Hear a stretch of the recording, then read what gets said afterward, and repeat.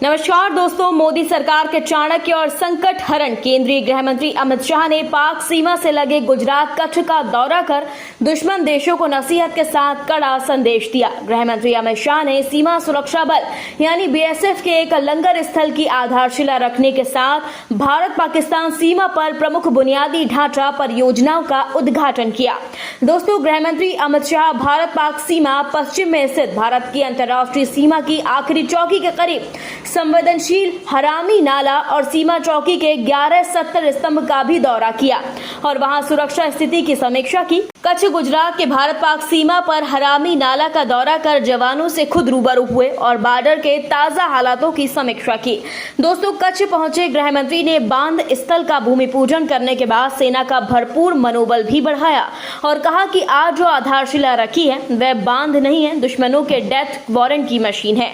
इस सुविधा के निर्माण से पश्चिमी क्षेत्र में हरामी नाला से लेकर पूरे गुजरात की जल सीमा तक बीएसएफ की जल शाखा के सभी जहाजों के सुचारू रखरखाव के लिए सुविधा उपलब्ध होगी।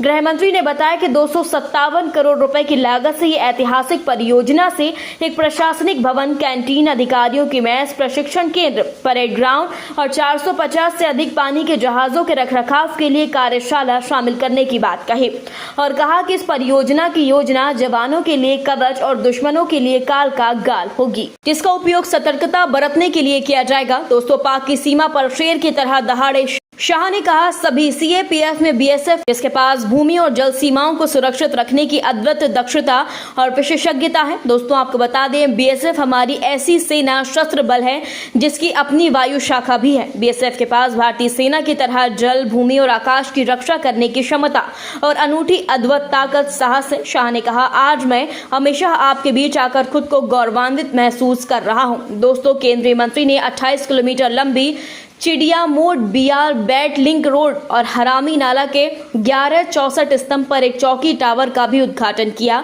और बीएसएफ जवानों को आश्वासन दिया कि मोदी सरकार लिंक रोड सीमा पर तैनात बीएसएफ कर्मियों को परिचालन और रसद सहायता शीघ्र सुनिश्चित करेगी। साथ ही कहा कि जल्द ही नई अत्याधुनिक टेक्नोलॉजी के कैमरों से लैस 9.5 मीटर लंबा चौकी स्तंभ स्थापित करने की बात कही। बताया जा रहा है कि चौकी स्तंभ विपरीत परिस्थितियों में भी सीमा पार करने वाली हल्की सी हलचल को कैद करने में सक्षम होगा। शाह ने कहा कि ऐसे 7 चौकी टावर बनाना इस सीमा पर सुरक्षा बलों के लिए महत्वपूर्ण है। यही नहीं, देश की सीमा पर शहीद 1900 से अधिक बीएसएफ जवानों को याद कर कहा कि देश की सुरक्षा के लिए अपना सर्वोच्च बलिदान उन्होंने दिया है। उन्हें, उनके परिजनों को देश कभी नहीं भूल पाएगा।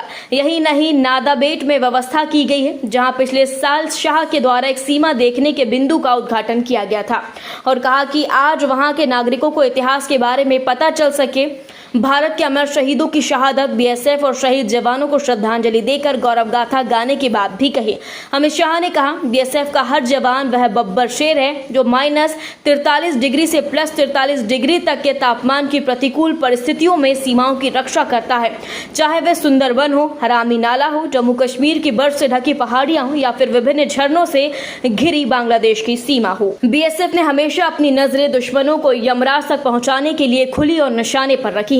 मेरा बार बार उन युद्ध वीरों को नमन। दोस्तों, शाह के इस दौरे के बाद पड़ोसी देशों की सीमाओं पर उनके जवानों में उथल पुथल मची हुई है। सबका कहना है कि जिस तरह भारत के गृह मंत्री अमित शाह, रक्षा मंत्री राजनाथ और विदेश मंत्री जयशंकर के साथ पीएम मोदी अपनी सेनाओं का सीमा पर आकर मनोबल बढ़ाते हैं और जिस तरह से सम्मान करते हैं, उसको देखकर लगता है कि भारतीय सेना हर मुश्किल परिस्थिति में विजय पा जाएगी। दोस्तों, जिनकी सीमाएं सरहद सुरक्षित होती हैं, वही देश कामयाबी की मंजिल हासिल करते हैं। इस खबर पर और आज़ादी की 76वीं वर्षगांठ पर आप अपने देश के जवानों से और देशवासियों से क्या कहना चाहते हैं, कमेंट बॉक्स में जरूर बताएं।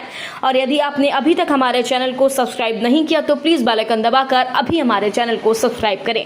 खबर अच्छी लगने पर लाइक शेयर करना ना भूलें। अगली ताज़ा खबर के साथ हम एक बार फिर हाजिर होंगे। तब तक के लिए नमस्कार, जय हिंद।